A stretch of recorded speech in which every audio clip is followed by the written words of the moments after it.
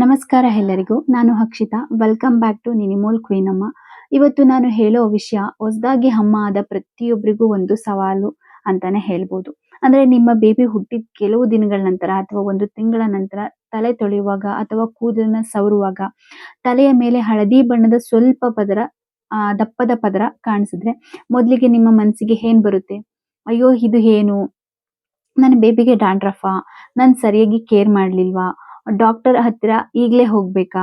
ಈ ಪ್ರಶ್ನೆಗಳು ನಿಮ್ಗೆ ಬಂದಿದ್ರೆ ನೀವು ಒಬ್ಬರೇ ಅಲ್ಲ, ಸಾವಿರಾರು ಹೊಸ ಅಮ್ಮಂದಿರಿಗೆ ಇದೇ ಕನ್ಫ್ಯೂಷನ್ ಇರುತ್ತೆ. ಅದಕ್ಕಾಗಿ ಇವತ್ತು ನಾವು ಕ್ರೇಡಲ್ ಕ್ಯಾಪ್ ಬಗ್ಗೆ ಸಂಪೂರ್ಣ ಮಾತಾಡೋಣ. ಸೊ ಕ್ರೇಡಲ್ ಕ್ಯಾಪ್ ಬಂದ್ರೆ ಏನು? ಸೊ ಯಾಕೆ ಬರುತ್ತೆ? ಯಾವ ಬೇಬಿಗೆ ಬರುತ್ತೆ? ಮನೆಯಲ್ಲಿ ಏನ್ ಮಾಡ್ಬೇಕು? ಯಾವ ತಪ್ಪು ಮಾಡಬಾರ್ದು? ಯಾವಾಗ ಡಾಕ್ಟರ್ ಹತ್ರ ಹೋಗ್ಬೇಕು?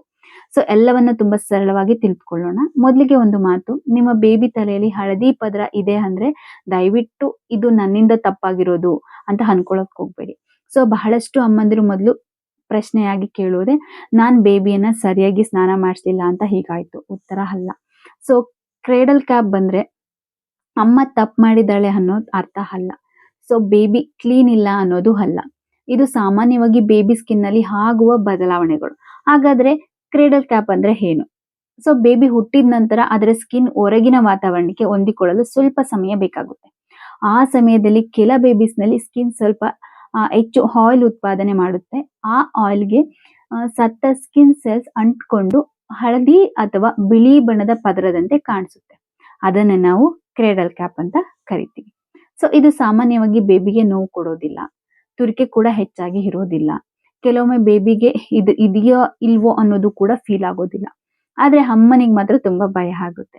ಸೊ ಯಾಕಂದ್ರೆ ನೋಡೋಕೆ ಅದು ಸ್ವಲ್ಪ ವಿಚಿತ್ರವಾಗಿ ಕಾಣಿಸುತ್ತೆ. ಮತ್ತೆ ಇನ್ನೊಂದು ಪ್ರಶ್ನೆ ಏನಂತಂದ್ರೆ, ಇದು ಯಾವಾಗ ಬರುತ್ತೆ? ಸಾಮಾನ್ಯವಾಗಿ ಬೇಬಿ ಹುಟ್ಟಿದ 2 ವಾರದಿಂದ 3 ತಿಂಗಳ ಒಳಗೆ ಕಾಣಿಸ್ಬಹುದು. ಕೆಲವರಿಗೆ ಬೇಗ ಬರುತ್ತೆ, ಕೆಲವರಿಗೆ ಸ್ವಲ್ಪ ತಡವಾಗಿ ಬರುತ್ತೆ. ಇದು ಬೇಬಿಗೆ ಬದಲಾವಣೆ ಆದಂತೆ ಆಗುತ್ತೆ. ಸೊ ಇದು ಬಂದ್ರೆ ಎಷ್ಟು ದಿನ ಇರುತ್ತೆ? ಸೊ ಹೆಚ್ಚು ದಿನ ಬೇಬೀಸ್ ನಲ್ಲಿ ಕೆಲವು ವಾರಗಳಿಂದ ಕೆಲವು ತಿಂಗಳೊಳಗೆ ನಿಧಾನವಾಗಿ ಕಡಿಮೆ ಆಗುತ್ತೆ. ಕೆಲವೊಮ್ಮೆ ಟ್ರೀಟ್ಮೆಂಟ್ ಇಲ್ಲದೇನೋ ಕಡಿಮೆ ಆಗುತ್ತೆ. ಆದ್ರೆ ಸರಿಯಾಗಿ ಕೇರ್ ಮಾಡಿದ್ರೆ ಇನ್ನೂ ಸುಲಭವಾಗಿ ಕೂಡ ಹೋಗುತ್ತೆ.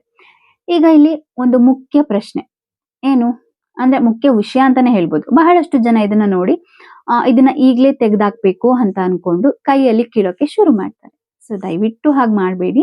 ಬೇಬಿ ಸ್ಕಿನ್ ತುಂಬಾ ಸೂಕ್ಷ್ಮ. ಪದರಗಳನ್ನ ಫೋರ್ಸ್ ಮಾಡಿ ತೆಗೆದ್ರೆ ಸ್ಕಿನ್ ಕೂಡ ಎದ್ದು ಬರುತ್ತೆ. ಸೊ ಅದರಿಂದ ಗಾಯ ಆಗ್ಬೋದು, ಕೆಂಪಾಗ್ಬೋದು, ಕೆಲವೊಮ್ಮೆ ಇನ್ಫೆಕ್ಷನ್ ಕೂಡ ಆಗ್ಬೋದು. ಹಾಗಾದ್ರೆ ಮನೆಯಲ್ಲಿ ಏನ್ ಮಾಡ್ಬೇಕು? ಮೊದಲಿಗೆ ಬೇಬಿಗೆ ಸ್ನಾನ ಮಾಡಿಸುವ 15 ನಿಮಿಷ ಮೊದಲು ಬೇಬಿ ಆಯಿಲ್ ಅಥವಾ ಪ್ಯೂರ್ ಕೊಕೊನೆಟ್ ಆಯಿಲ್ ನ ಸ್ವಲ್ಪ ಮಾತ್ರ ಹಚ್ಚಬಹುದು. ತುಂಬಾ ಹಚ್ಚೋದಿಕ್ ಹೋಗ್ಬೇಡಿ. ನಂತರ ನಿಧಾನವಾಗಿ ಮಸಾಜ್ ಮಾಡಿ ಒತ್ತಿ ಉಜ್ಜೋದಿಕ್ ಹೋಗ್ಬೇಡಿ. ಸ್ವಲ್ಪ ಸಮಯದ ನಂತರ ಸಾಫ್ಟ್ ಬೇಬಿ ಬ್ರಷ್ ಅಥವಾ ಸಾಫ್ಟ್ ಕಾಟನ್ ಕ್ಲಾತ್ ಬಳಸಿ ನಿಧಾನವಾಗಿ ಬ್ರಷ್ ಮಾಡಿ. ಒಂದೇ ದಿನ ಎಲ್ಲ ಹೋಗ್ಬೇಕು ಅಂತ ಎಕ್ಸ್ಪೆಕ್ಟ್ ಮಾಡಕ್ ಹೋಗ್ಬೇಡಿ. ಇದು ನಿಧಾನವಾಗಿ ಕಡಿಮೆ ಆಗುವ ಕಂಡೀಷನ್ಸ್. ಮತ್ತೆ ತಾಳ್ಮೆ ಇರಬೇಕು. ಸ್ನಾನ ಮಾಡುವಾಗ ಮೈಲ್ಡ್ ಬೇಬಿ ಶಾಂಪೂನ ಬಳಸಬಹುದು. ತುಂಬಾ ಕೆಮಿಕಲ್ ಇರುವ ಶಾಂಪೂನ ಬಳಸೋದಿಕ್ಕೆ ಹೋಗ್ಬೇಡಿ. ಡಾಕ್ಟರ್ ಹೇಳಿದ ಶಾಂಪೂನ ಬಳಸಿದ್ರೆ ಇನ್ನ ಉತ್ತಮ. ಮತ್ತೆ ಇನ್ನೊಂದು ವಿಷಯ, ಸೋಷಿಯಲ್ ಮೀಡಿಯಾದಲ್ಲಿ ಹಲವಾರು ಹೋಮ್ ರೆಮಿಡೀಸ್ಗಳು ಬರುತ್ತೆ. ಏನು, ಬೆಳ್ಳುಳ್ಳಿ ಯೂಸ್ ಮಾಡಬೇಕು, ನಿಂಬೆ ಹಣ್ಣನ್ನ ಯೂಸ್ ಮಾಡಿ, ಬೇಕಿಂಗ್ ಸೋಡಾ ಯೂಸ್ ಮಾಡಿ, ಟೂತ್ ಪೇಸ್ಟ್ ಯೂಸ್ ಮಾಡಿ. ಸೊ ಇವು ಯಾವ್ದನ್ನು ಬೇಬಿ ತಲೆಗೆ ಬಳಸಬೇಡಿ. ಯಾಕಂದ್ರೆ ಬೇಬಿ ಸ್ಕಿನ್ ತುಂಬಾ ಸೂಕ್ಷ್ಮ. ಸೊ ನ್ಯಾಚುರಲ್ ಅಂದ್ರೆ ಯಾವಾಗ್ಲೂ ಸೇಫ್ ಅಂತ ಅರ್ಥ ಅಲ್ಲ. ಸೊ ಯೋಚನೆ ಮಾಡಿ ಯೂಸ್ ಮಾಡಿ. ದಯವಿಟ್ಟು ಇದನ್ನೆಲ್ಲ ಯೂಸ್ ಮಾಡೋದಿಕ್ಕೆ ಹೋಗ್ಬೇಡಿ. ಮತ್ತೆ ಈಗ ನಾನು ನಿಮ್ಗೆ ಒಂದು ಪ್ರಶ್ನೆನ ಕೇಳ್ತೀನಿ. ಏನ್ ಗೊತ್ತಾ, ನಿಮ್ ಬೇಬಿಗೆ ಕ್ರೇಡಲ್ ಕ್ಯಾಪ್ ಬಂದಾಗ ನಿಮ್ಗೆ ಹೆಚ್ಚು ಭಯ ಯಾವ ವಿಷಯಕ್ಕಾಯ್ತು? ಫಸ್ಟ್ ಒನ್ ಬಂದು ಕೂದಲು ಉದುರುತ್ತೆ ಅನ್ನೋದಕ್ ಭಯ ಆಯ್ತಾ? ಇನ್ನೊಂದು ಇದು ದೊಡ್ಡ ಕಾಯಿಲೆ ಅನ್ನೋದಕ್ ಭಯ ಆಯ್ತಾ? ಸೊ ಯಾಕಂದ್ರೆ ಇದೇ ಪ್ರಶ್ನೆ ಬಹಳಷ್ಟು ಅಮ್ಮಂದಿರು ಕೇಳ್ತಾರೆ. ಆದ್ರೆ ನನ್ನ ಉತ್ತರ ಹೆಂಗ್ ಗೊತ್ತಾ, ಕ್ರೇಡಲ್ ಕ್ಯಾಪ್ ಇದ್ರೆ ಪರ್ಮನೆಂಟ್ ಹೇರ್ ಲಾಸ್ ಆಗೋದಿಲ್ಲ. ಕೆಲವೊಮ್ಮೆ ಪದರದ ಜೊತೆ ಸ್ವಲ್ಪ ಹೇರ್ ಬಂದ ಹಾಗೆ ಕಾಣ್ಬಹುದು, ಆದ್ರೆ ಮತ್ತೆ ಹೊಸ ಹೇರ್ ಬೆಳೆಯುತ್ತೆ.